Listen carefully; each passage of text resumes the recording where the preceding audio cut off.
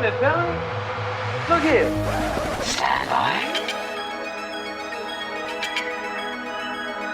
One for C-Lab, two for Ego, three for Wolverine to round out the trio. In this episode, everybody dies. Broadcasting live from inside the Power Band, this is The Blah.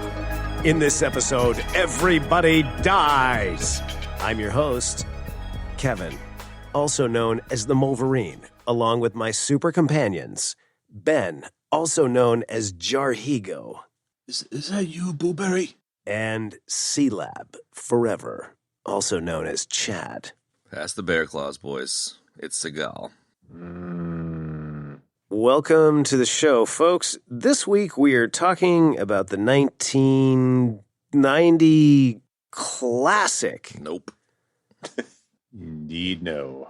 Marked for Death, starring Steven Segall, Keith David, and Jeffrey Anderson Gunter, who had a small part and also played the head Jamaican dude in Banana Way. Yes. Let's get to it. And introducing Seagram's Golden Wine Cooler, Jamaican Me Crazy. They're back, folks. Those crazy voodoo Jamaicans. The voodoo hoodoo, what you don't dare do, people. They have moved from L.A. and the streets, the street battles with the Predator to Chicago. To Chicago with palm trees and hills. So also L.A. Exactly. Yes. Really, really good. Welcome to the show, folks. This week we are tackling this absolutely glorious turd, Marked for Death, which we've referenced numerous times on the show. I think mainly because it also involved Jamaican voodoo gangs, which was a big centerpiece of Predator 2. This movie ain't no Predator 2. Dude. Let's get into some high level, if there's any at all. Somebody go. I have no idea how to high level this movie. It was a movie. There were people in it. Was it now? Was it? I mean, technically, I think they shot film, so technically it was a movie. Yeah. It wasn't a film. Yeah, it was a heaping pile of dog shit. Moving picture. It was like the dog shit that gets stuck in your like braided hemp rug when it does the snail trail thing we discussed so many episodes ago. It's like the shit that just you can't clean up. It's just that kind of shit. Wow, that's really funny. I had the same analogy stuck in my head earlier today. I was like, this movie is like you stepped in dog shit and you just can't get the dog shit out of the little nooks and crannies in your shoe, man. The cooks and nannies, yeah. You just cannot, like, you just every time you're like, oh man, I can still smell it. Fuck. You know, it's funny you should say that because I had a pair of cons that were on their way out the other day. I stepped in some dog shit and I took them up and threw them in the trash. I was just like, I'm not even doing this. I legit, like, I just like, just fucking chucked them. And I feel that's the headspace I'm in here. That's what I wanted to do with my eyeballs and my brain after watching this. Yeah. I just wanted to throw them and I was like, it's not worth it. That's a pretty good tandem high level. I like it. Yeah, it really is. So we got some nice hatred going on here already. I'm feeling pretty good about that. You go ahead, finish up there. You guys go ahead. Yeah, okay, cool. Yeah, I'll just finish up. This movie sucked. Okay, great. And Jarhigo, you want to expound? Yeah. I don't know, man. I've been trying to drum up something, kindle some kind of fire to make something funny out of this absolute turd. And as you know, I've been sending you guys videos of Segall playing guitar, or just about anything but this movie, just to like try and like spark a fire of some kind, because I just had such a negative attitude about this piece of shit that I just was like, I don't even know if I can say anything funny about it. And not unfounded either, by the way. There's plenty. I bet you there's plenty that we'll get. We'll get Yeah. some laughs out of it. I'm starting. Now that I'm talking to you guys, I'm starting to feel the fires getting stoked. There you go.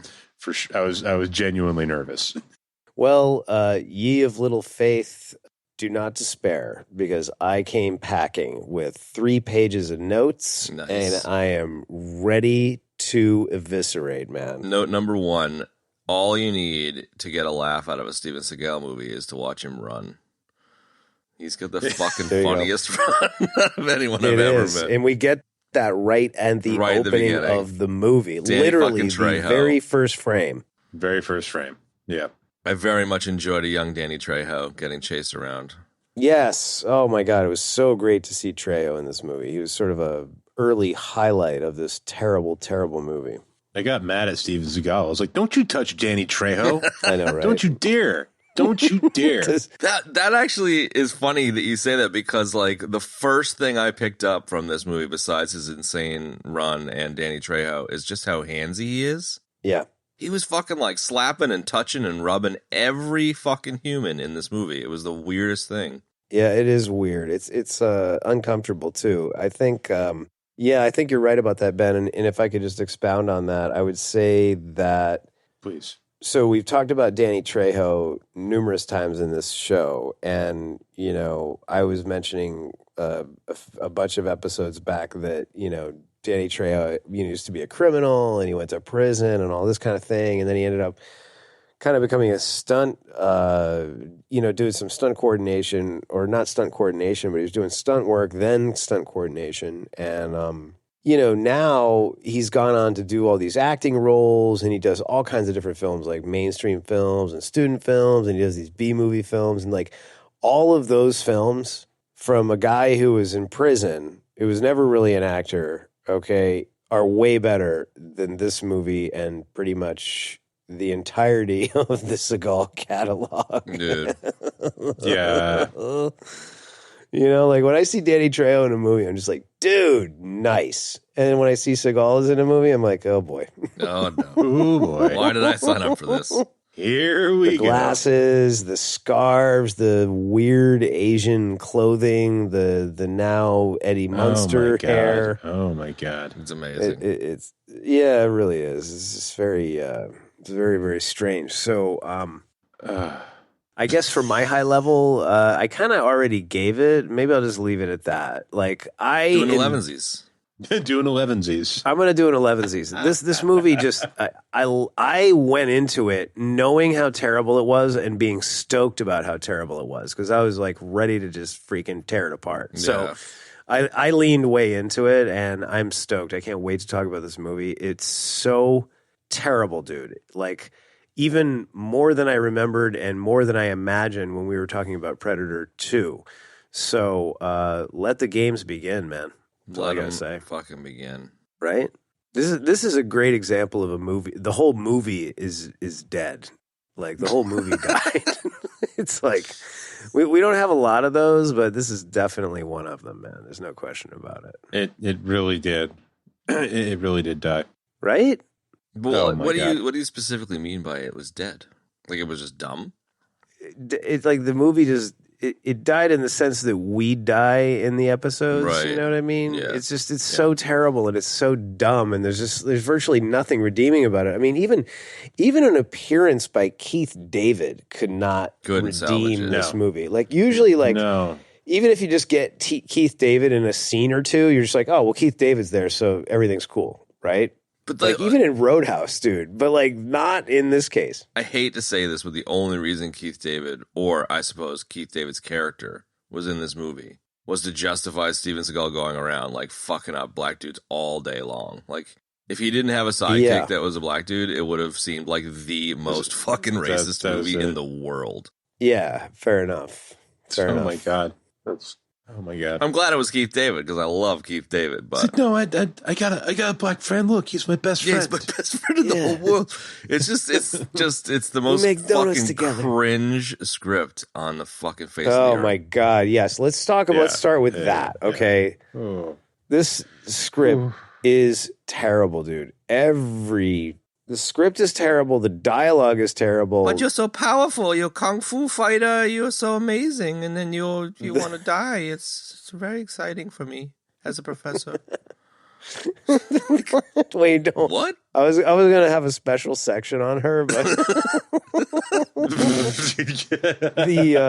the sort of ambiguously at the same time Australian, French, and South African professor who like helps him and is like secretly falling in love with him, but that thread goes absolutely nowhere. Nowhere as well. I mean, nowhere, dude. And it's just part of like the terribleness of the plot to tie it back into what we were talking about. The dialogue in this movie is absolute dreadful garbage, dude. Yeah, it was. I like a combination of this. Like, I imagine you guys saw this too, but I guess Segall tried to fuck the two writers out of script credits, and he wanted 100% script credits. Yeah, I'm sure. And they just gave it to him. Well, I guess he took the script and rewrote it all, and so you can just blame him for everything Barbara Cheese Dickey about this movie. It was just great. So fucking terrible. We will. We will blame him because this is terrible. This is a terrible thing. It's got his stink all over it. Man. It does. It has got his stink all over it. It is so bad. It just smells like the Gino Felino, the Italian salamis, salami scented underarm deodorant. Oh, wow. Dude, that was so graphic, man. That was more graphic than the violence in this movie. It's deodorant for people who don't want anyone to know they're wearing deodorant. You want to smell like a man. You put slightly desiccated cured meat in your armpits. I made it myself while I was playing guitar. Yeah. This, I just want to talk about Out for Justice for a second because we did that movie and that was a terrible movie. It's better than this. We had Out for Donuts. We did. We had an absolute ball doing that movie, and that is a better movie than this. Yeah, it's a better movie. It is. You know what I mean? Yeah, there's some charm there. There's something to chew on. There's something to work with. Whereas this is just it's just a lifeless. It's just dead. It's DOA. I just picture Out for Justice for me now is just it only takes place in that deli, and it's just an infinite zombie style game where Guido's coming and old mate's got a fucking salami nunchucks, and he's just nunchucking everybody with salami, taking bites every once in a while. Like, that movie is just perfect in its absurdity, whereas this is absurd and stupid. Yeah. Oh, wow. This, what a stinker. Go ahead, Ben. I watched like a really great sort of summary and review of this movie, and I want to throw this in that Gino Felino salami nunchuck fight thing, but he's basically showing the reviewer was basically showing little parts of the movie, and he was like, it's like, at the beginning of the movie, the dude like draws a gun on him, and he totally just Aikidos him or whatever, and he's like, your first mistake, you brought a gun to a ponytail fight.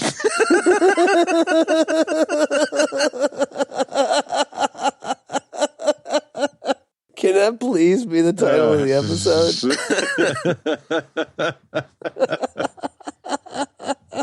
Oh my God. Yeah.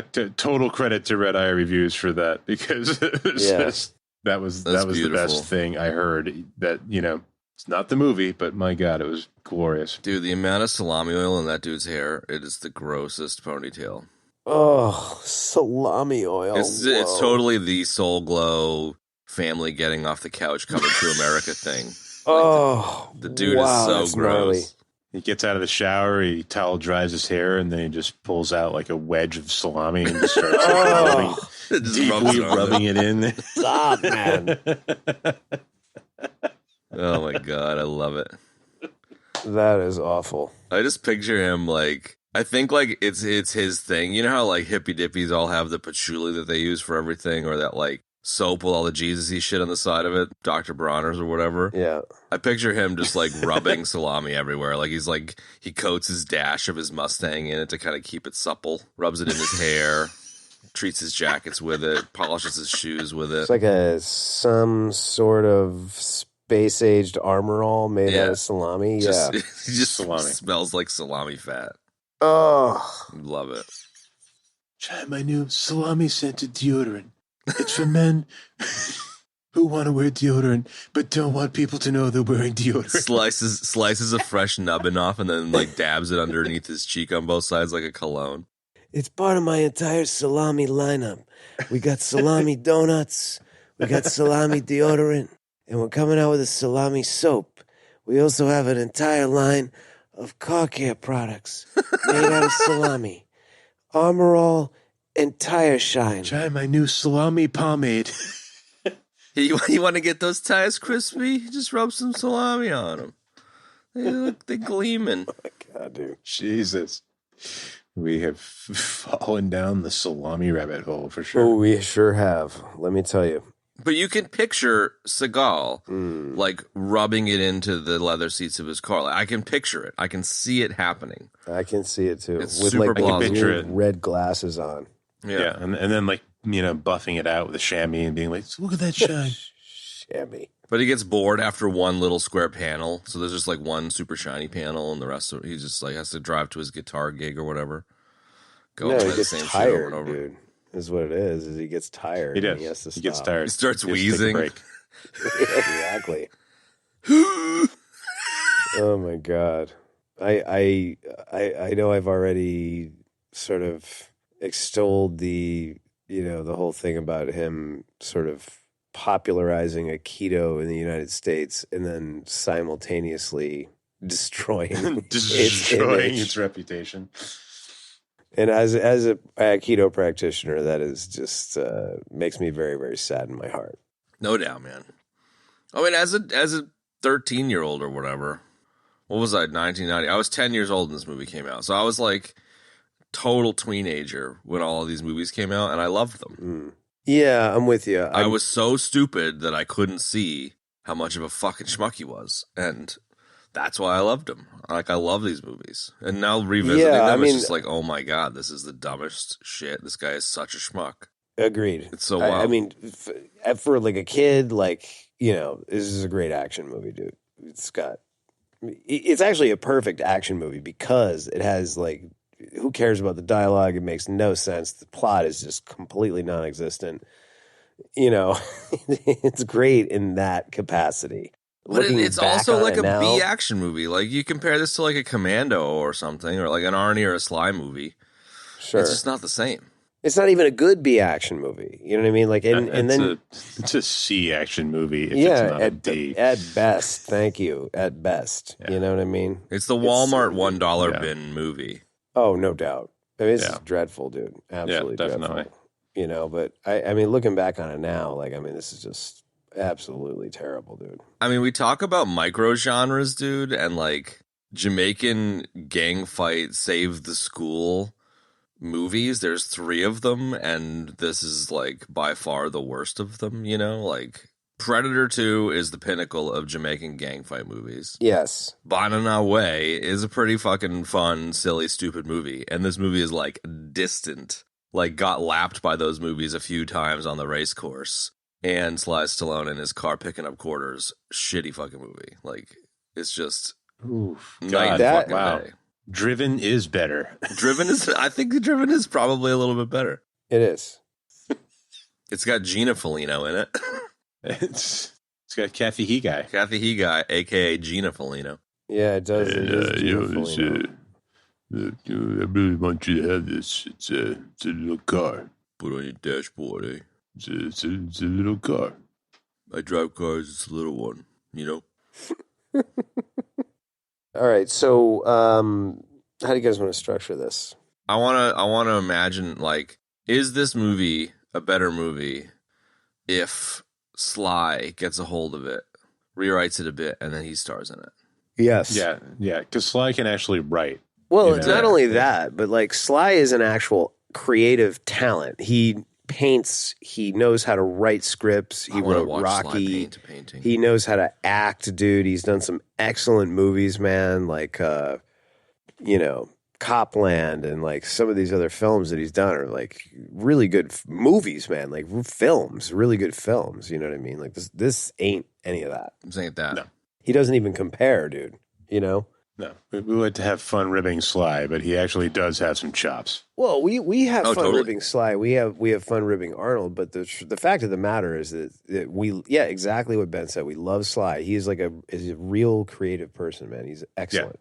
I think before doing the show with you guys, I would have kind of lumped Sly and Arnie into the kind of like action movie who gives a shit genre. But like now that we've talked about it a lot, like they don't. Both of them, dude. They both have their serious talents, and Segall does not. No. Oh my god. No, man. Like, I know it's a bit shitty to like talk mad shit about somebody, but like the dude seems like a fucking schmuck, and maybe we could just leave it there. But it's really just kind of wild. Yeah, he's the Mojo Priest, you know. I mean, It's so weird. Mojo Priest. He's like the prototype for the weirdos that make cults now, like the fucking Flash dude and Jared Leto and stuff. Sure. Going off the fucking deep I mean, end. yeah, something like that. His just sort of paella of a life is just so strange. I mean, the whole like Steven Segall lawman thing. Let's not forget that. I've actually watched that show. Yeah. I mean, it's like just it's like I was Dog the Bounty Hunter. I was reading something the other day, and it was saying that like Steven Segall, actor. Little did you know, this entire time he's been a reserve sheriff in the Jefferson Parish in Louisiana. Like. Dude, I went online and became a priest. He just went online and clicked a button, and they were like, "You're a sheriff now, bro," and just ran with it. Pretty much.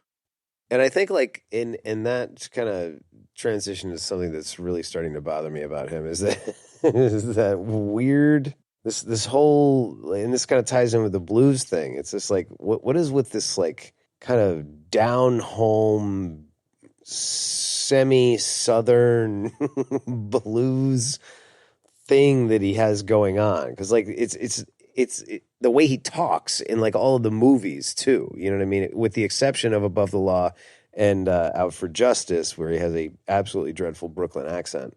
He's got this whole like he's this country boy thing going on. I don't know what that's all about, dude, but it's really just not working for me. It never did. And I wrote a song about it. Want to hear it? Here it goes. Yeah, exactly. I don't really get it.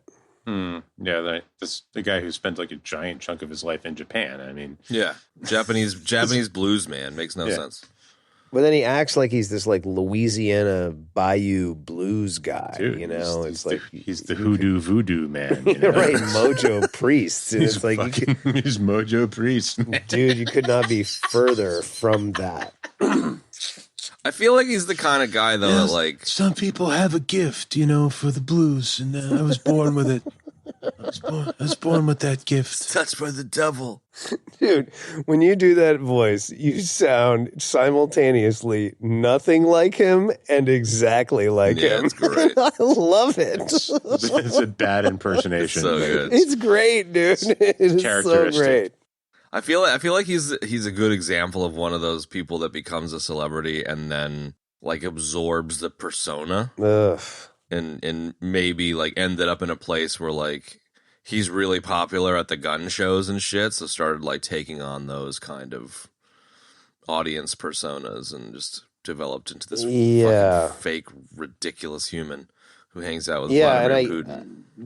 I would also equate it to like a great analogy of like what he did was like he became a celebrity. Let's compare it to like being a diver, right? So if becoming a celebrity is like getting on a 10-foot up diving board, right? He did the dive and it was perfect and everybody loved him. And then he went for the 150-foot dive. Nobody was watching. And he's still falling to this day. Exactly. Like he just went way too far, way too fast, Yeah, just that's fair. I mean, it's just terrible, dude. Exactly what you said. It's just like he got a little bit of celebrity, and then really what has happened since the 90s. Like he had really like a handful of movies. I love how we said we weren't going to talk about him. And then we can't Hey, whatever. like he had a handful of movies, right? Like he did Above the Law. And this is part of the problem as a quick little subbar is that we were all tricked by Above the Law and Under Siege. Because those two movies are actually quite excellent, man. I have a copy of Above the Law and I love watching that movie, okay? We got tricked by that. And then all of these other movies that came out since are just terrible. Like this one right here and Out for Justice and, you know, God, what is the name of that terrible movie with Michael Caine? The Alaska movie on Deadly Ground. So, you know, we all got tricked by that, you know, and he had these like this handful of movies. And then like after that, there's pretty much nothing. He did that movie with Jet Li and then he did that movie with DMX. And then it was just like, that's it.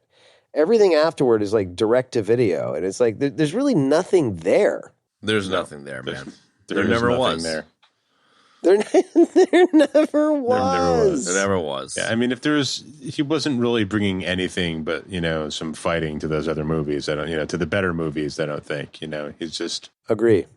Yeah, and I mean, if you really like took this movie over and rewrote the you know the screenplay, etc., it is evident. It's like such a like ego trip. Everything is like a fucking ego trip in this movie. It's just, Totally.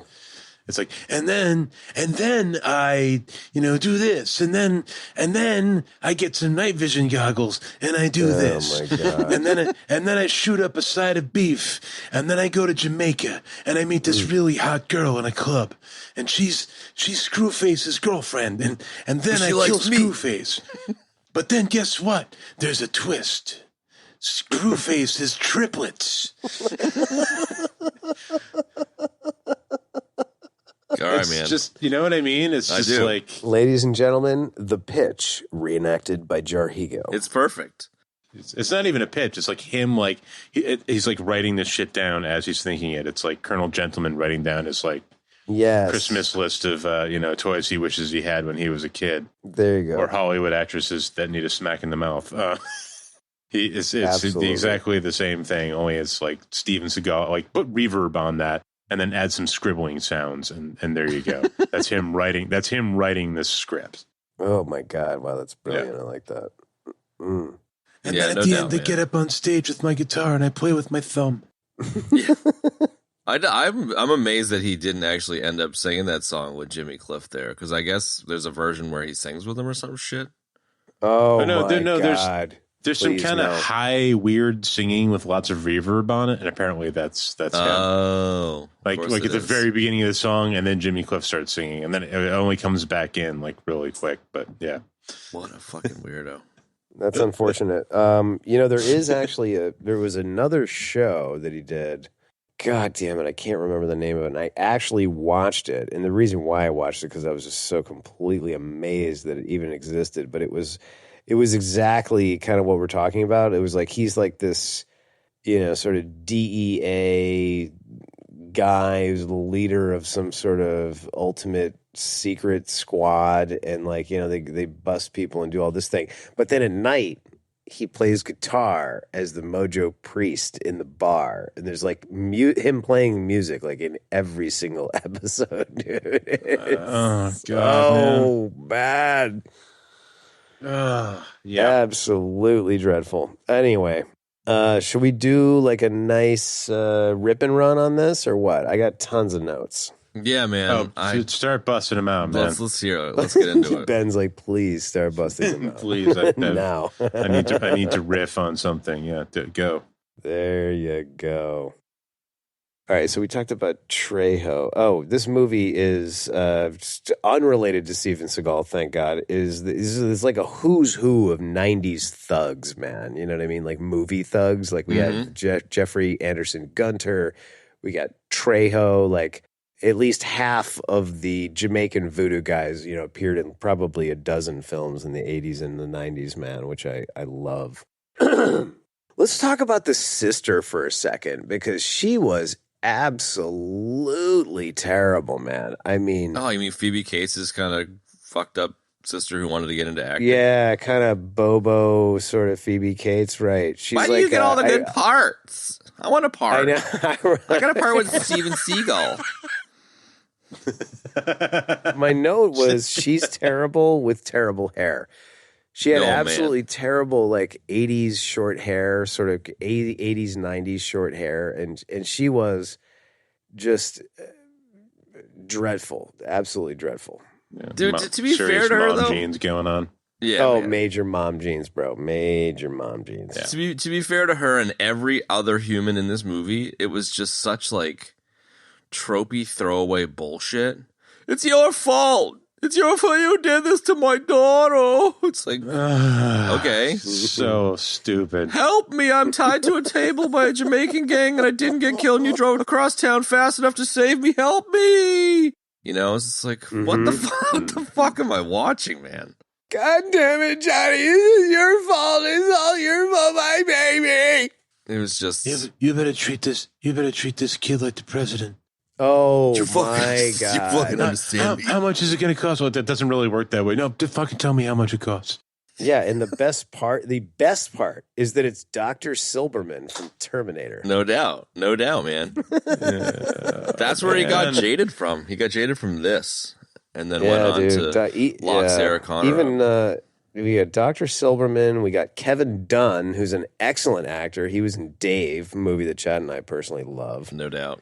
And we could not, nothing could save this dreadful, dreadful movie. Wasn't he also the dad in Transformers with Shia LaBeouf? Yes, he was. I love Kevin Dunn. I love Transformers. I love Transformers. I like Santa. I like. Oh wow! I don't know, man. Like I'm totally willing to get on the train of like laughing about how terrible that actress was, but like I feel like it was only 10% her fault. Like it was the worst fucking script on the face of the earth. Yeah, that's fine, man. I mean, Yeah. I'm all about giving her some slack, but she was just terrible, and the movie was terrible, and the dialogue was not helping the performance there. No, Absolutely not. but her intro, Johnny, and then like they go into the backyard and there's like a fucking kielbasa fest going on, and all these people are awkwardly trying to act natural. Super great. Yeah.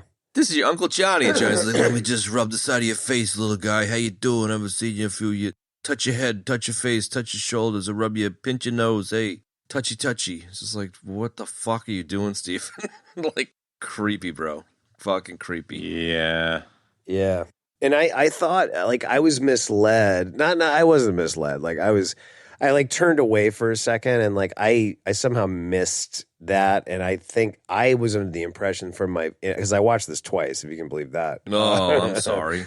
Oh man. Oh God.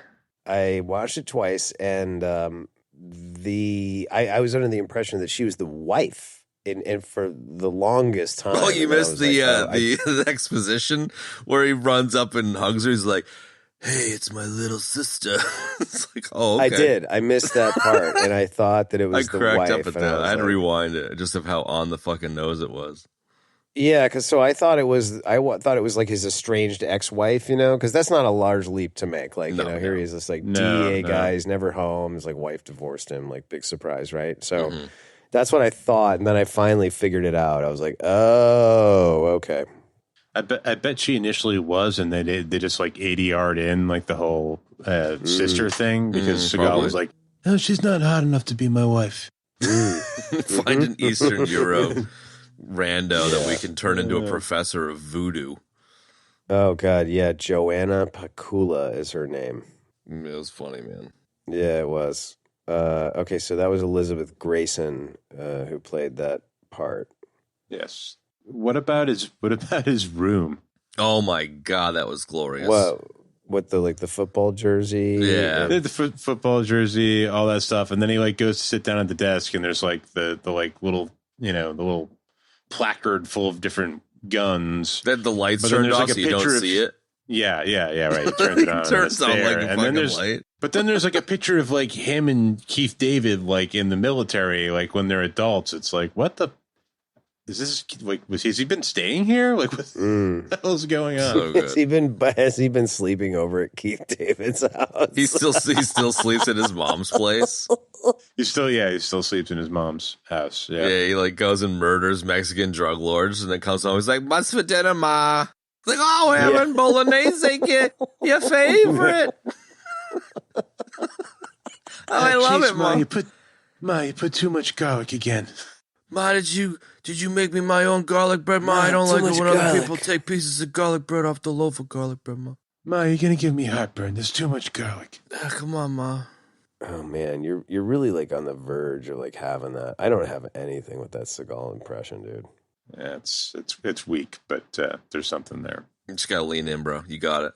Yeah. So just kind of going back to Joanna Pakula for a second, like, I said she just had this very weird mix of like, you know, sort of French, South African, and Australian, and then I just looked her up, and a couple of things. Firstly, she's Polish, so that explains everything, and then secondly, she, are you ready for this? She played Doc Holliday's girl. She played Big Nose Kate in Tombstone. Boom. Oh yeah. Right? And if you throw the brunette hair on her, you can totally see it. Oh my God. I'll take my ejection death proudly. Love it. Yeah, same. Nothing against her, but man, it's funny to laugh about every actor in this movie.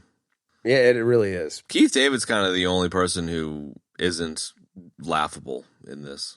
No, but Keith David, like, again, like, now that you explained to me that Steven Segall was trying to get the writing credits on this movie, like, that makes, like, that explains so much, because Keith David is such an excellent, capable actor and voice actor, and we absolutely love him.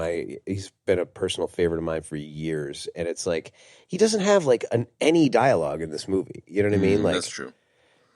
And he's just kind of like some of the scenes, like, you can tell that he's kind of like, what the fuck are we doing here? What am I supposed to do here? Yeah. Because this is just a mess, dude.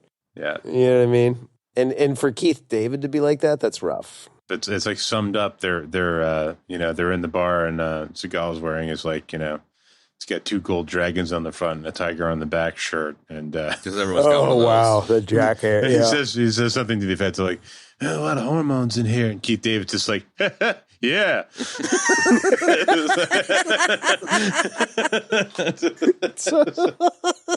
Dude, that nightclub was like my favorite.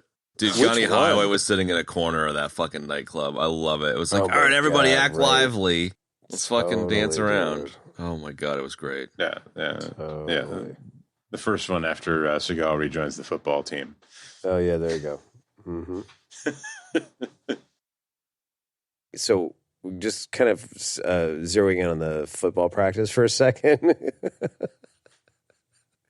Because this just killed me, dude. Like, when we open on the football scene, we see like the football team is practicing. We pan over to outside the fence, and there's 2 Jamaican voodoo posse gang members selling weed And crack.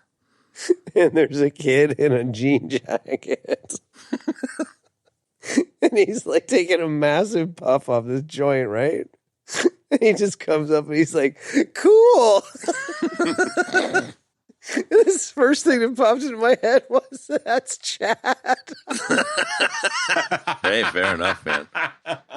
Look, he kind of a little teeny bit.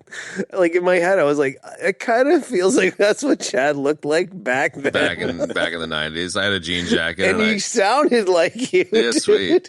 So funny, man. He was like, sure, sir, I'll try the crack. Oh, can I have some crack, please? I gotta go home Like, cool. I gotta go home and put some reverb on this mixtape and bring it back to my Firehouse Capoeira lesson. Exactly, dude. And that really, really gave me a good chuckle. Anyway. Clearly. I like it. Wow. Oh my God. What else we got here? Should we talk about just the Jamaicans in general? Dude, the Jamaicans in general Dude, the only thing I could think of when this movie started and I started hearing the Jamaicans was The Red Stripe commercial. It's beer. No. All I could think of was Red beer. Muse Pizza.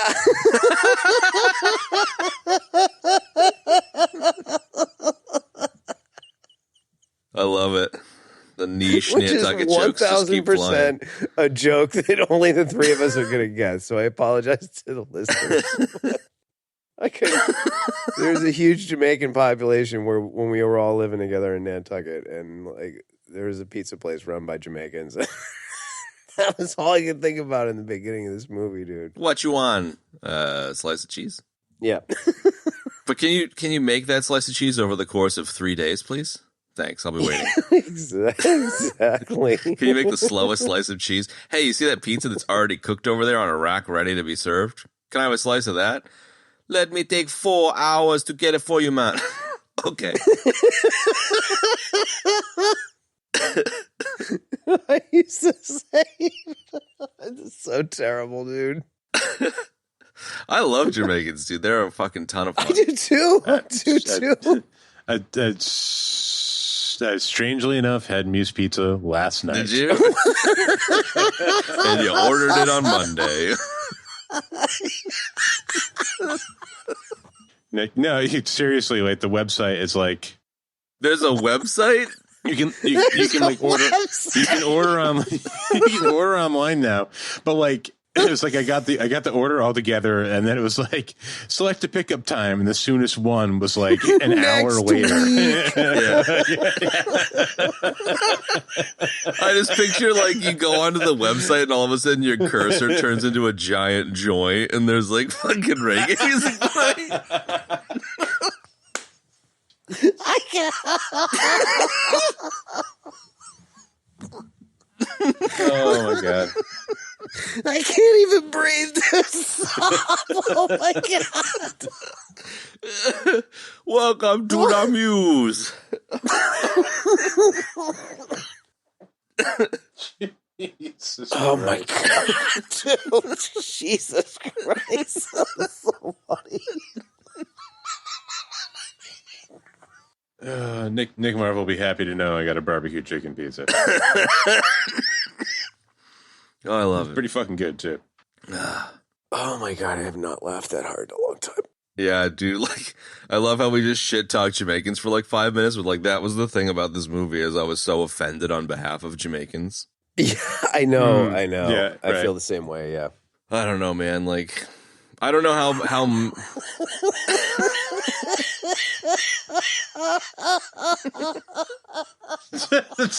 sorry. I'm so sorry. We broke Kev. Kev broke himself.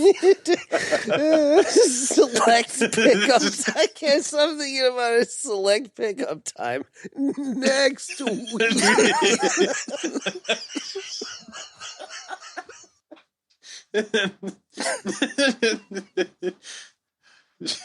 Next week. Sometime Tuesday, man.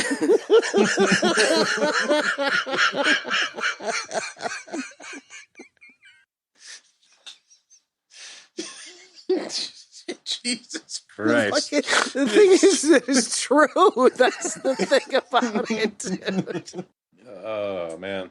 you get it out of your system. You get the quick service if you go in there, but you gotta be like super nice to those ladies. You gotta bring some charm. You gotta bring your A game. No doubt. You gotta bring the compliments and the and all the sweetness, and then they're like, oh yeah, here you go, bam. I don't know if it was just Nantucket or where kind of regionally a lot of Jamaicans come and work, but it was like all Jamaicans, dude, all the time when I was young. And then it slowly turned into kind of more European mixed, and then all the LSALs came in. They're great people, dude. They're like super crazy, nice, chill, hardworking people. And they do not act like they do in this fucking movie. No, not at all, man. And it was so stereotypical and ridiculous. No. Man, That was really intense. That was kind of like an acid trip. Yeah. You laughed so hard you got dizzy and saw stars. Yeah, it was. Oh my god. I got proactive. I just went on the Muse Pizza website. Love it. Do you still get stabbed in the parking lot when you pick up your pizza? It's complimentary. No extra charge. You get fucking knifed. I don't think anybody's been stabbed there in at least a few years now. It's been a while. It's really changed. I love it. Well, hopefully that was funny enough for people that have no idea what we're talking about. No, I don't even. Yeah, It's probably gonna axe that entire section. just But axe it. No way. I'm gonna take it out, and Chad's gonna put it back in. I know he is. I'm going to put it back in twice. Oh, that was good stuff. Oh my god, that was great. Man, get me 1 6-pack warm Guinness. Oh shit! Stop it right there. Yeah, my 6-pack warm Guinness. Dude, the yellow label Guinness is fucking disgusting. Never had it. The bottles, Guinness bottles. The bottled Guinness, yeah, not the like weird nitro bottles. No, those but are all right. The plain old bottles. Plain yeah, old, definitely. fucking sat in the bottom of a basement for 6 months. Yellow label Guinness bottles. God, that was the worst. That probably was the worst job I ever had. Where was that? The liquor store? Old South. I worked at Old South Liquors. Did you? Yeah, it was my night job. A couple nights a week. I too worked at Old South Liquors. So, dude, everybody worked at Old South Liquors. I would buy booze underage at Old South Liquors. There you when go. I first moved, I think I sold you booze. Maybe. I was definitely selling booze to Strange. So Well, yeah. What else you got there, Cavaroni? All right, so since we're all over the place on this, straight to the top shelf. yeah, let's go straight to the top shelf. I love that we brought up the Jamaicans and we just went into Muse Pizza and didn't actually talk about any of the Jamaican characters like Screwface or any of that. No, Yeah, we'll get back to that, I think. We ain't got time for that. Come on. yeah, we don't have time to talk about the Jamaicans in the movie, dude. Forget that. Jimmy Fingers, man. So that guy, he's been in a number of movies. Yeah, what? No, just oh my God, yeah. That guy's been in a number of movies, and he's played an Italian thuggy in a bunch of movies, man. He was in Donnie Brasco. But yeah, he got dispatched pretty handily there by Hatcher, John Hatcher. No doubt, man. Forehead shot. He was like, "You can't touch me. I'm untouchable. I'm a made freaking guy." Bam. Dead. And all the nothing ever becomes of it. Exactly. Nothing ever becomes. Yet another plot thread that goes nowhere in this movie. One thought he was invincible. The other thought he could fly. Yeah. both Oh, wrong. God. That was so terrible, dude. And just like all the Jamaican guys going, "Yeah, Jimmy Fingers. We got Jimmy Fingers up here. You know, everything good when Jimmy Fingers come around." And just this whole like, and just sort of like adjacent to that is like the whole, like the newscasters and this sort of picture that they paint in the first like 40 minutes of the movie, where, you know, you've got like the South American gangs and you've got the mob and then you've got like the Jamaican voodoo posse. Like they're really making waves on the streets, man. They're super organized. They got guns, dude. The whole thing, man. And Jimmy Fingers is a supplier of theirs, and that's part of the problem. But like they really make a point of like painting that picture, man. And then when, again, a character and plot thread that goes absolutely nowhere is when Kevin Dunn comes in as the FBI. You know, the FBI OCS task force guy. And, you know, he explains more of that and then, you know, tries to sort of get Hatcher to come back, but he's sort of unsuccessful. And then Hatcher just gets pissed and goes basically on a rampage. Dude, he rampages out hard, man. Dude, it's like, why don't you come work with us? Nah, I'm all good. I'm just going to go on a murderous rampage, killing everyone I love in my it. sights. Yeah. Right? Because like when he first talks to Kevin Dunn, and Kevin Dunn's like, "Oh, John, you're out, like, yeah, you ought to come back and join us." And he's like, "No, man, no, I'm gonna coach everything's cool. football, I'm just buddy. a civilian." No. Well, there you go. It's the Barkers and Jimmy Fingers. You figured it out. Okay, I'm gonna go play football with my kid, and then like Grab your mitt. a mere 5 minutes later, he's just like, I'm gonna start wasting people.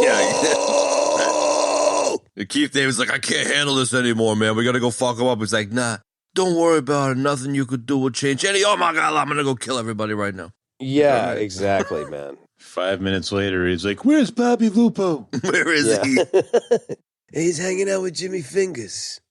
Fucking ridiculous. The whole movie is just like a war on drugs, fucking Reagan era, be scared of everyone in your quaint little suburban neighborhood. They're all trying to sell your kids crack bullshit. It's Right, so and dumb, if you're not dude. careful, the Jamaican voodoo posse is going to drive down your street in a BMW and just lace up your house with AK-47s, right? Right? Like, it was the most fucking vanilla suburban neighborhood, white bread motherfucking neighborhood in the world, and there's like gangs everywhere. Fucking don't think so, dude. Yeah. No, it was terrible, That's terrible, so terrible, dumb. dude. I think, yeah, and then we also, that's where we get the first. Well, Nancy, I heard that the Jamaican voodoo games are moving out into the suburbs. They're everywhere. Man, we better do something about that. Better call our buddy Steven Segall to make a movie to warn Americans about this treacherous problem. It's a scourge. Because as you know, Hollywood is the greatest American propaganda machine. No doubt. Oh my God. But the first introduction to weird voodoo professor Joanna Pakula, aka Doc Holliday's Big Nose Kate, is when we also get the first taste of Charles, the sort of Jamaican cop liaison to the FBI. He's like kind of the insider who's explaining all of the sort of inner workings and lore of Jamaica and Jamaican voodoo to Kevin Dunn.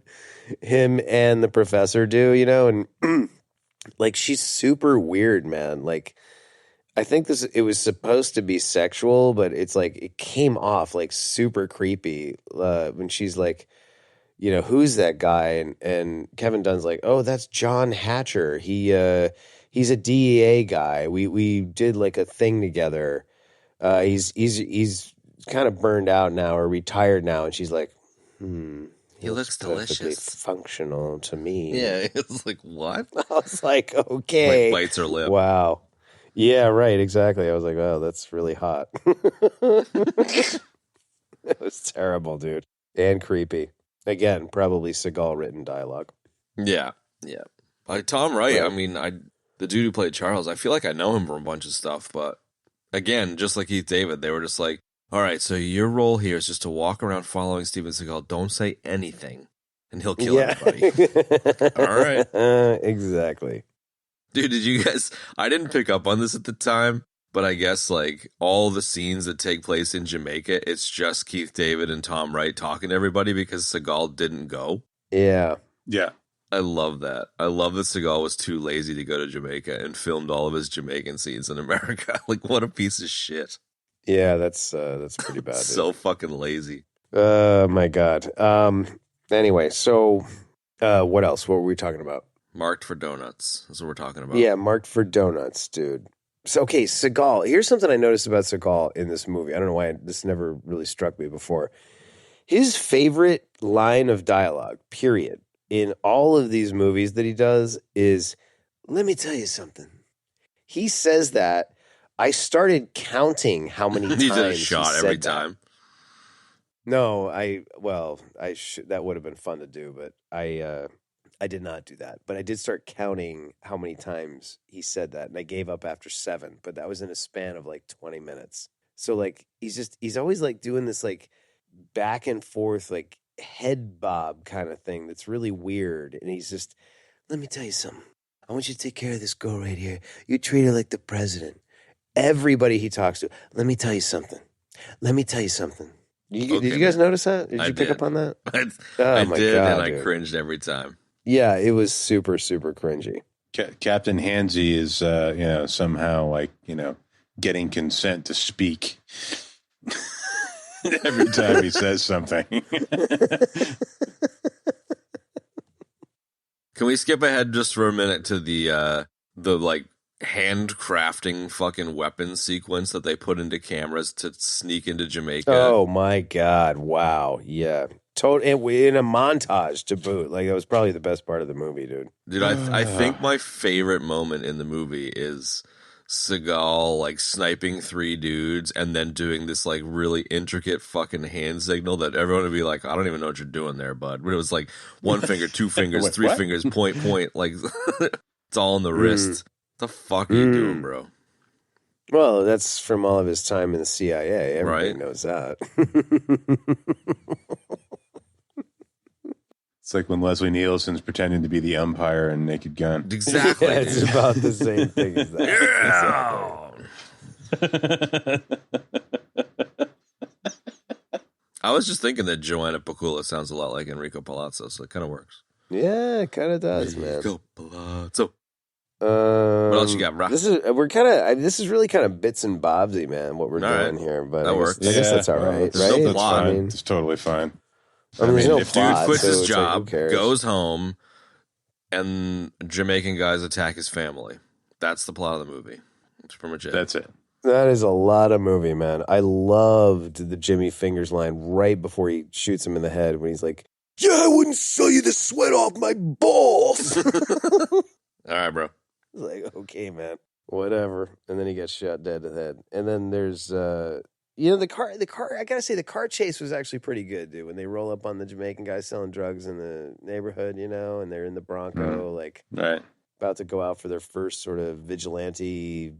Yeah. The only boy I want is to blow you away if you don't stick your hands up, or whatever the fuck Yeah. he says. Yeah. Right. I'm just going to slow roll on you and pretend that I'm going to shoot you so that you shoot me and then we can have a car chase because that makes sense. The car chase was pretty good. They said they lifted a lot of the inspiration for this movie. They were trying to make a French Connection-like movie, which they failed. But Oh, wow. Really? Ooh, wow. like that was his is a thing. very, very large leap, dude. That's it. He wanted to make basically something as good as the French Connection, and that's why the car chase was there. Holy Swing and shit. a miss. Wow. Well, the car chase was actually pretty good, but That was, the movie but itself the rest of it was terrible. swing and a miss. I don't even think they were in the same ballpark as The Pitch, but yeah. No. Yeah, no. I mean the car chase was lipstick on a pig. Like it was entertaining. And it was very 90s classic run over the fucking tables full of people eating at a bistro kind of car chase. Totally. But I know. I was like, dude, when they passed that garbage can in the park, I was like, oh, dude, this garbage can's a goner, man. And then they missed still it. there. you know Like, they how hit do you that one not a few hit that? times. You and your garbage Okay. cans. Yeah, I know. I figured you guys would like that. I had to throw that in there. No, little buddy. No, my favorite. Again, okay, so yet another Segall comment. I feel like he wears the same outfits, like wardrobe, in like every movie that he does. Dude. He definitely had like a sort of like a pool of threads or outfits that he would pull from in like his first, 5 or 7 movies, and then we kind of got. By the time we get to Glimmer Man, we start getting into the the Asian wear. There's some quasi Asian clothing in the first bunch of movies, but I feel like there was always like black jeans with a white button down, and then some kind of vest and a jacket. I feel like he wears that in like every movie he does. You feeling me? Okay. So Yeah. but what was up with like the fuzzy sweatpants and like the quilted puffy jacket? Dude. That quilted puffy jacket, especially when he walks out and had like he was like shirtless. It was shirtless with puffy jacket, and then there was some weird scarf tied around his neck, like above the neckline of the jacket at one scene. Yes. Yeah. I went and brewed a cup of coffee, poured it, let it sank it out on my counter, picked it up, took a sip, and then spit the coffee all over the fucking room. That's how retarded that outfit was. It was so dumb. Yeah, no, he has like a quilted like puffy jacket, like with like a cross stitch sort of quilty pattern on it. Yeah. I went to the Muse and ordered a cup of coffee, and 3 days later I spit it out. There you go. Yeah, right. Well said. Yeah, man. His outfits, man, he is just like the dude is. He's like gone through and he's on the other side of a black hole. Like he's done things that no one else has done. The guy just is an enigma of humanity. There is no one as ridiculous as him. It's like if you jumped the shark and then became the shark at the same time, and then the shark went through a black hole. Yeah, that's like his level of jumping the shark. Dude, he's just... Because, like, we were talking before about Arnie and Stallone and stuff. Like, obviously those guys are A-grade action stars. And, like, it was Seagal and Van Damme, were pitched as, the successors to kind of Arnie and Stallone as, like, the next generation. And maybe, like, Lundgren to a degree. But, sure, like, both of them are a swing and a miss. And this dude just completely... He's just lost his fucking mind. Like, he's just the weirdest fucking guy. Yeah, he definitely did, dude. He's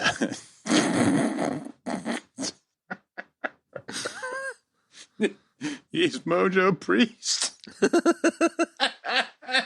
Dude, the guy is just such a weirdo. Oh.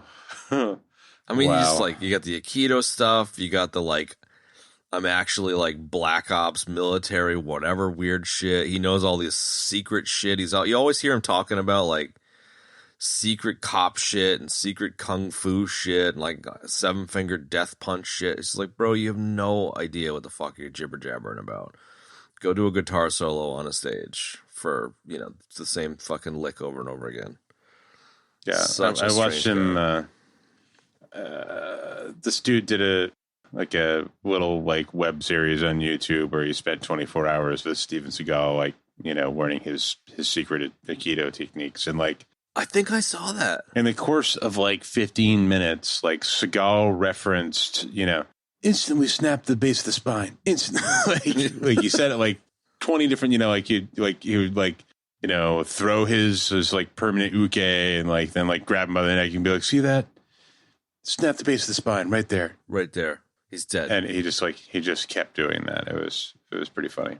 While wheezing. And then they kept like sitting down at this little table on the side because he was all tired. And like eating donuts. Yeah, exactly. Yeah. Yeah. No, I totally think I saw that. And it was in like, where did they shoot that? It was in like fucking Dubai or some shit? Dubai, I think, yeah. God damn, dude. The guy's just got the weirdest life. I don't even know I think people just like pay him to hang around or something. Or they just like put him up in hotel rooms. You would if you were some rich businessman who thought he was cool or something. Like you would, you'd get him to come play fucking blues at your daughter's birthday party or some weird shit, like oh my god, dude, he's like living out the unbearable weight of massive talent. He essentially is. Like that's, dude, he that's totally like all he does now. That's fucking perfect. He totally is. He just like shows up and like hangs out with like wealthy sheikhs and like exactly, dude. Chills in Dubai and like has fancy luncheons and just gets fucking fatter and fatter. Fucking weirdo. What else you got, Kev? Let's see. Let's do Screwface. You mentioned Screwface before, Benny. We skipped over him. Well, I was kind of waiting. I was going to save him. And all get right. to him What else you got? But then? yeah, whatever. We can talk about Screwface right now. How about let's start with Screwface in a bikini at the end of the movie. What? Like we get all this Screwface, and the dude is so over the top. Oh my god! So great, and then we get to see him in a bikini at the end of the movie. What are you talking about? Did I miss this? Like right before the boss battle, dude. Like he like they show him in his compound before the party at night when they all hike in there and start blowing the shit out of the place. Oh, okay. When they're in Jamaica still, yeah. Yeah, when they're in Jamaica, dude. He gets out of the pool and he's got He's just got a fantastic banana hammock on. I was like, wow. I don't know if I needed to see that. Maybe I but blinked. I don't remember that. Or I blocked Not it only out of my that, memory. but I was just like, this seems a little out of character for like a voodoo toting the Jamaican posse drug lord. Like, I don't know. It was just weird, dude. Like the rest of this movie, it was so weird. It made no sense. It made no sense. I mean, why Screwface? Exactly. Just why? Oh, I think that's from a Marley track. Is it? Yeah. I don't know. That's got Segall all over it. It does. I mean, he bit it from the Marley track, but he was like, and the guy's name's gonna be Screwface. Yeah. I was researching the depths of Jamaican history, listening to the best of Bob Marley Yes. album I picked up. Yes. I was mining the depths. You know, when I used to live in Jamaica. Yeah. Oh my God, he probably does think he lived in Jamaica. probably for a while. does. No, he probably did some reading about Jamaica, and then he started telling everybody when I used to live in Jamaica. Back in the Because that seems to be 60s, something he does. I was in Jamaica. Right, but he misunderstood everything he read. That's it. He invented reggae music when he was there. I met this guy, Lee did. Perry, and we made music together. I love how this thing was... I just picture Seagal now talking about this movie and being like, you know, Christopher Nolan took a lot from my movie when he made Prestige. He saw my movie and he made a movie just like it. That sounds exactly like something he would say. It totally It does. stole my idea. I love that we just can't talk about Screwface. That was his first movie, dude. The guy that played Screwface. That was cool. It was a cool little nug. Yeah. He's very crazy. I mean, I totally didn't see the twin thing coming. Really? That was probably the only redeeming part of this movie. I totally saw that, man. When he was like with the fucking Colombian dude, he's like, "I'm everywhere." I was like, "Oh, he's got a twin brother." Okay. Yeah, I was being sarcastic. Okay. But- I was gonna say, like, please tell me you did. did actually think it was kind of a cool plot device, but It was, yeah. It was handled a little bit better in the Prestige, though. no doubt. Spoiler alert. Those green contacts were pretty legit. No doubt. Very legit. So was the extreme close talking. Oh, Yeah, man. oh my God. Dude. Yes. Ultimate close So talker. over the top. I've been trying to muster the energy to do a Screwface impression, but it takes a lot of energy, dude. I don't know if I have it. Is that why you Yeah, I stepped don't know, away? You man. were in the bathroom practicing? Yeah, I was in the bathroom practicing, exactly. Yeah, okay. There's a special vibe going on there, and you really Yeah. you can't fuck around unless you got the juice. Yeah. If a man commits a crime, 1,000 times dead. It was like, too much. Yeah. So Yeah, into I want Hatcher dead. Right in the dude's face. And then he just like shoots one of his minions. I love Like, that, too. okay. He's playing dominoes, and it was just like, oh, all right, so, you know, gangsters take a break and enjoy hanging out with their buddies. Nope, he just beat the dude with a table leg. It's like, Yeah, right. It's your And then friend, he just man. like stands up in the middle of it. He flips the table over and then rips the leg off and starts beating the dude. it's like, it's your buddy. Right? That's your buddy. Yeah, man, that's your buddy. Yeah, just, I mean, cartoonishly over the top villain. Yeah, very much so. Cartoonishly. And I'm still getting the vibe that this was like the hand of Seagal, you know? Oh, definitely. There's no doubt. No, wait, stop. When you're yelling at him, I want you to get right in his face. No, even closer. No, closer. No. Practically kiss him. Yeah. Oh, God. No. Closer. The only villain more cartoonish than this is that Bond villain, voodoo dude, where like Bond jumps on alligators' heads to get to him and shit. What was that movie? Do you remember that one? The one with the Yeah. it was just so tropey. Yes. Such a tropey Jamaican bad guy. There wasn't a single Jamaican dude that didn't have dreads that I can recall. No. Every one of them. I love the scenes in Jamaica where they were shooting and like they couldn't get a shot without everyone in the street just like wanting to be in the movie. There's all these people like hanging out in the background pretending to just like stand there because they wanted to be in a movie. I found that really funny. That's why Segall didn't want to go. He thought that They'd would have swarm too him. much star power, and they wouldn't be able to get the shots. Yeah, Dude, that reminds me of a story. I was building geodesic domes in Port-au-Prince for this mob, and this old dude who was like, he was like a white dude who, I don't know, he married a Haitian lady and they lived in Haiti, and he was probably like, I don't know, mid-60s, late 60s. He was a nice enough guy, and we were doing some work with him, and he told us a story about when Brad Pitt and Angelina Jolie came down because they were all humanitarianed out or whatever. He was their translator, and so they were like driving around with Wyclef Jean, who's Haitian, and evidently like Wyclef jumped out of the car and the crowd went completely nuts and swarmed him, and then when Brad and Angelina got out, no one gave a fuck about them or recognized them, and so the translator dude just like pretended to cheer for them, and they thought it was really funny. And it was exactly that, you know, like Segall would have gotten to Jamaica and everyone would just been like, who the fuck are you, bro? See ya. but wait, I'm Mojo Priest. I'm the voodoo mojo priest. I'll play some guitar for you. Oh my god! You still there, Kev? Okay, let's flush this turd. Yeah, sorry. I'm just reading stupid trivia about Segall, dude. Anyway. Let's flush this turd. Let's scrape the last bits of this dog shit off of our heels. Let's do it, man. I mean, like boss battle. So let's just do that. Yeah, The lightsaber fight? Well, I mean, we do get there's some actually pretty good fight scenes in this movie. And some good Aikido, you know. I really enjoyed the way he tuned up those guys in the Macy's jewelry section. Especially when he like took that dude and rammed him through like 3 cases of glass. I was like, right on, dude. You know, 1's not enough. Let's do 3. I was like, okay. yeah. And then YouTube go ahead, reviewer what? was like, Segall just, his kink is really actually breaking shit. He just uses bad guys to do it. yeah, that's accurate. And then I really enjoyed Jeffrey Anderson Gunter's death in the Macy's jewelry section. He got himself tuned up pretty bad, and then he got his arm broken. He was screaming, dude. Like, Yeah, you guys' arm fucked up pretty good. yeah, he did. Man. There's lots of good. broken limbs in this one. Oh yeah.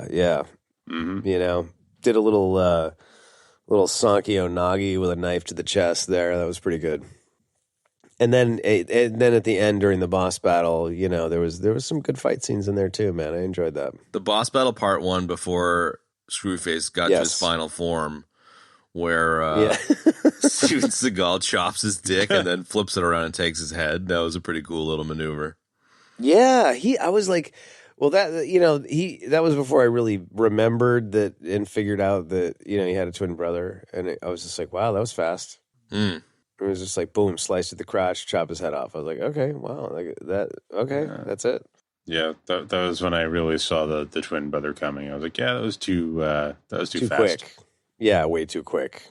It would have been a better for the ruse if they had drawn that out a little bit more. Definitely. And like they had like the toadies, and that was good, you know, to satisfy the fans with the Aikido, you know, and then it should have been a longer fight with Screwface 1. and then go to Chicago and get Charles dead and Keith David shot up for the boss battle with Screwface 2. In the Red Stripe warehouse. Oh my god! So but it was funny, Bud. dude. I actually paused it and looked at that because I was finishing my second watch today on and off, and I was like, "Is that Red Stripe?" But you got to be kidding me! It was. You know, I looked at it. There was both. No, it was Bud. No, there was both. Oh, okay. Yeah. All right. Yeah, I think there was Coors too. There was to be honest, definitely but Red yeah. Stripe. Wait, there was what as well, Ben? Coors. Coors. Oh, Coors. There you go. Coors, Red Stripe, and Bud. That's a good combo. It's a The good banquet combo. beer. It's Yeah. beer. Oh, Red beer. Red Stripe. Red Stripe's pretty good beer. Yeah, so the boss battle, I mean, again, to kind of just take a page from Chad, like looking at it from like, you know, my 13-year-old self was, you know, pretty excellent. It was great how he dispatched all those guys with the sniper rifle, you know. Mm-hmm. A whisper in your ear from this girl. I can't even remember the whole line. It was so dumb. It's so bad. No, it was terrible, dude. But then he took out all those dudes, and then you had Keith David on the 60 on backup, and little Jacob there helping him out with the laser sight, and then he goes in with the night vision goggles. That was pretty good. He goes in with the night vision goggles and just walks around a a dark room and doesn't do anything. Well, it had a very like Silence of the Lambs kind of feel to it. It did, actually. Like he must have lifted directly from that, man, because it was literally exactly like Silence of the Lambs, but it just way lamer. You know what I mean? Like there was plenty of light. You could see, like at least in Silence of the Lambs, like Brian De Palma did it, so it was like it was completely black. Yo, I don't mean to rain in your parade here, buddy, but I think Silence of the Lambs might have lifted from this. It came out a year later. Are you serious? Mm-hmm. Oh, I could have swore Silence of the Lambs came out in like 88 or 89. 91, my friend. Oh my God. That was when Silence of the Lambs bit my movie.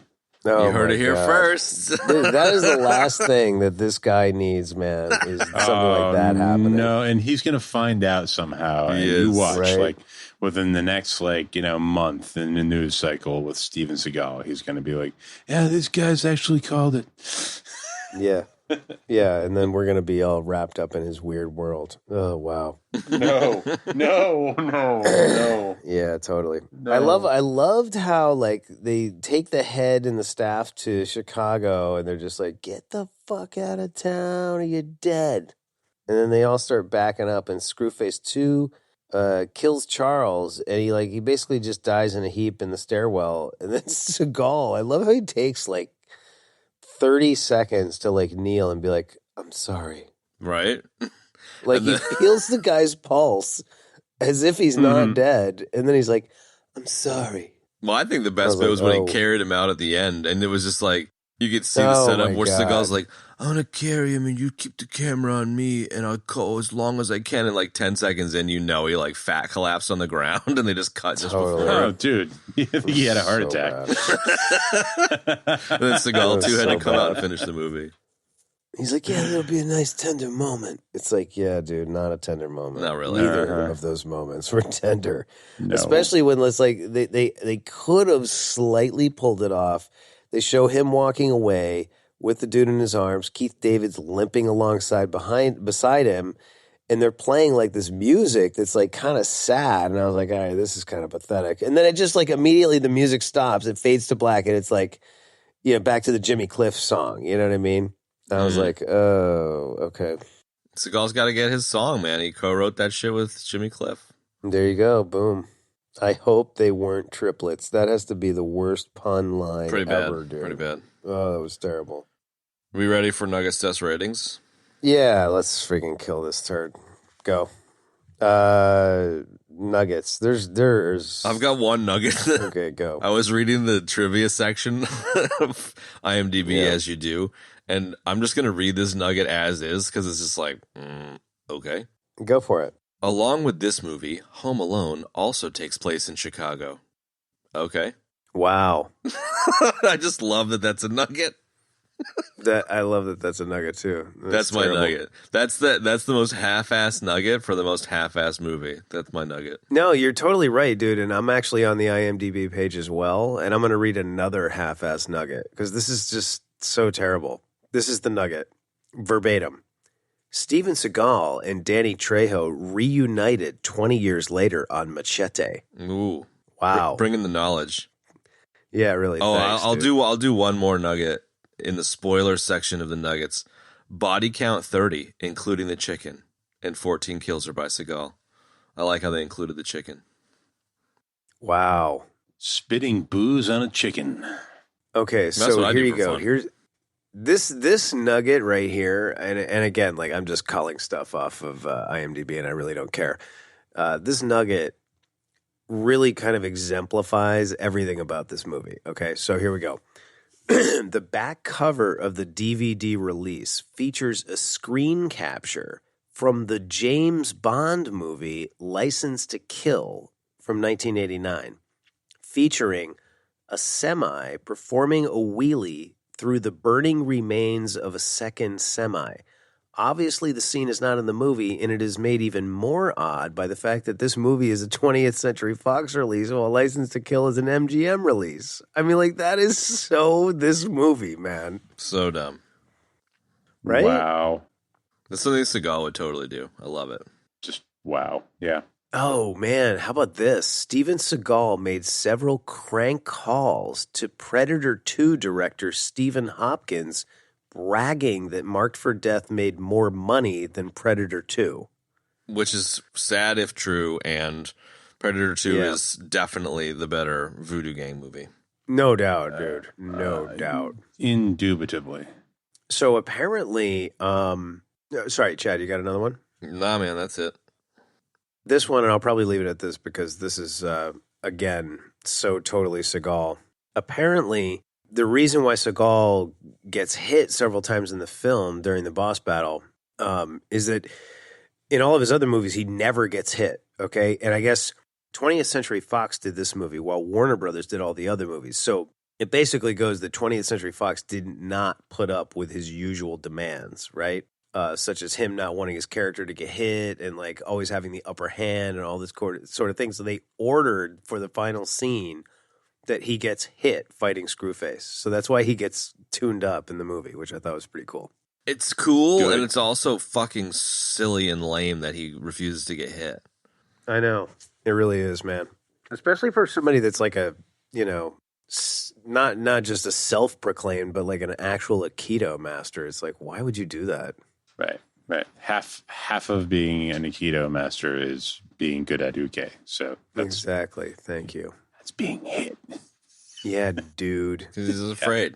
He's afraid of. Yeah, like he's a douche. turd. He's a just shit poor sport. Like, you know, if either of you ever seen any of the stuff about him when he was on Saturday Night Live, like he's just like apparently notoriously the worst guest they ever had. Like, Wow. you know, they kept trying to like do skits that would like make fun of him, and he just like was not having it. Like kept turning around, like walking off set, like Really? just was an absolute fucking turd.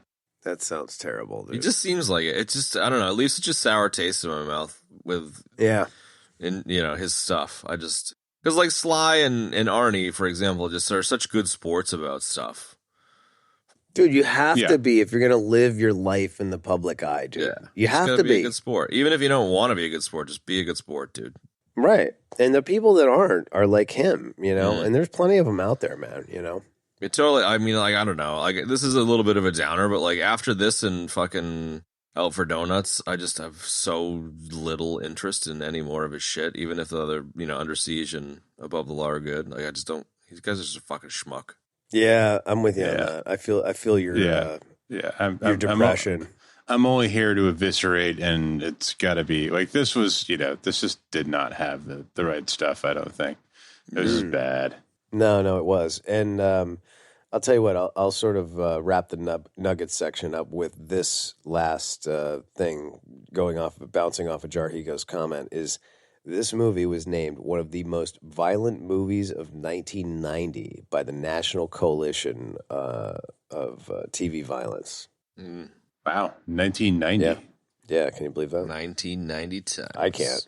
I don't believe it. I don't believe that this movie ever got made, dude. That's what I don't believe. No, yeah, It's so terrible. mhm. Okay, deaths. Yeah, Or do dog. we have any more nuggets? Yeah, bro. Nah, man. We have exactly 2 deaths. Probably a couple of more in there somewhere. So I ejected on Joanna Pacula, and then this movie died by existing. Mm-hmm. It is And dead. I'm sure there were some various other ejections as well. Like right Yeah, now. I mean- like me right now. I Yeah, didn't like you actually. right now. I didn't actually eject to look at anything, but I totally like just stopped paying attention at a couple couple junctures. I was just like drifting, you know, just letting my mind wander to other better things. I love it. I love it. Like waiting for your pizza at the Muse. Exactly, man. Anything, really, literally anything. Fair enough. Alrighty then, ratings. I'm dying to hear Benny. Go ahead. F. Wow. F plus. That's terrible. Alrighty. Chad? Oh, go ahead. Sorry. No. Yeah, I'm just gonna leave it there. I'm not even going to give Great. the proper number rating. I'm just going to say F. That's how much you're rebelling against this movie. I love it. Mm-hmm. All right, Chadwick. This is, it's never going to beat Dirty Work as the worst movie ever made because in honor of Norm, that has a 0. No other movie will get a 0. But that's with love. It's a 0 with love as opposed to hatred. It's an honorary. Exactly, yeah. It's purely honorary. Yeah, it's an honorific. Yeah. Teenage Mutant Ninja Turtles 2014 with Gillette 3 Shreddy Mock Kruger is second from the bottom with a 0.5. And above that is a 0.5 with Driven. I tend to agree that Driven is a better movie. Even if it's not, I'm going to call it a better movie because it's funny. I don't know if this is better or worse than the Ninja Turtles movie. I think Ninja Turtles might be better. It's got to be. The Ninja Turtle movie, I think, is better than this movie. So with that in mind, I'm going to give this the lowest rating ever given on the algorithm other than the honorable mention of a 0.0. So I'll give this one a 0.4. Wow. Okay. Holy shit. That is quite low, but not surprising. Double Impact 0.8, for example. Yeah, Double Impact was actually probably better than this movie, too. It was. Yeah, I mean, at least there was like a plot that was semi-intriguing. If I remember, I was quite critical of Double Impact, but yeah, I was too. But it has nothing on this. No, I was super depressed too because I really liked Double Impact when I was younger. I'm gonna just kind of do like a then and now kind of rating. So like my 13 or I guess I was like probably 17 or 18 when this came out. Like that me would have given this movie like a 8 or a 9. Yeah, no doubt. I'm sure. I mean that kind of goes without saying, but I'll say it anyway. Now, after watching this, I definitely delighted in how terrible this movie was. That was a lot of fun. The movie itself, and I tell you what is really kind of bringing this score down into the gutter is really what you just said, Chad. Like, Segall is just such a kind of like a buffoon and kind of just like not a nice person, man. And that really bums me out. So I'm going to give this in... using my new scoring metric, a 0.0735, which is the lowest score that I have personally ever given on this show. Yeah, and it's a 0.0 as well. That's pretty low. wow. So it's shit. Sorry, you know what? I made a mistake. A 0.735. Oh, okay. Sorry, I didn't mean to add that. You that can go takes 0.0735. I could, but that takes it to like a whole nother level, dude. Because when you add a 0 in there, you're talking about not just like a 1/10 of a point. You're talking about essentially 100th of a point, right? You know what? I'll go with a 0.0725 or whatever the decimal places that you listed were. I'll go with that. I'll go with the 0.07. Yeah. Okay. All right. I'm glad you were inspired by my low score. So 0.735 is what, and that is still the lowest score that I have ever doled out. Chad, you have all the ratings of every show we've ever done, correct? Nope, I've got mine. Okay. Sorry, 0.0735. Just to stick it to Segall a little bit more, right, dude? Yeah. I love it. All right, so there you go, folks. There was that glorious turd marked for death. So glad you joined us. Marked Seed for donuts. Lab. Yeah, marked for donuts. Sorry, God, I did not say that in the beginning, and I actually wrote that at the top of my notes sheet. Chad, what are we doing next week? Next week, Benny's out, so we're going to do Greyhound. Really sick, Tom Hanks, naval World War II movie. If anyone hasn't seen it, it's definitely worth checking out. And I think, is it still only on Apple? Is that what that was? It's got to be out other places now, surely. Right? Yeah, so rent that movie and watch it, man, because it's so good, especially if you're like a World War II movie fan. You could probably find it off of the back of a truck if you really wanted to. A totally legal truck where it's totally fine, where they're giving away free copies because of marketing. Oh, yeah. There you go. All right, well, there you have it, folks. Marked for donuts. What a turd. And next week, Greyhound with just Mulvey and C-Lab. So join us for that. And as always, thank you for tuning in. We'll see you next week. Night. See ya. And that is going to wrap up this week's episode, folks. If you'd like to check out the show notes for this episode, you can do so in your podcast app of choice or at our website, ebd.fm/episodes/172. If you'd like to support the show, you can do so in a number of ways. You can rate us and review us. You can also support us directly via Patreon, where if you do, you will receive nothing in return. You can also tell friends to check out the show. That's super helpful. And yeah, that's it. Just those three things. If you want to follow us on social, check us out. At the EBD Podcast is the handle we use everywhere. We spend most of our time on Instagram. But hey, join in on the conversation. Tell us what you think. That's it. Stay tuned next week for Greyhound with Mulvey and C-Lab because Jarhigo's taking the week off. Guy in Walkabout. So long. Gonna go find some Dunkaroos. Ooh, don't just dip. You like that, Roo? One for C-Lab, two for Jarhigo, three for Wolverine to round out the trio in this episode. Everybody dies.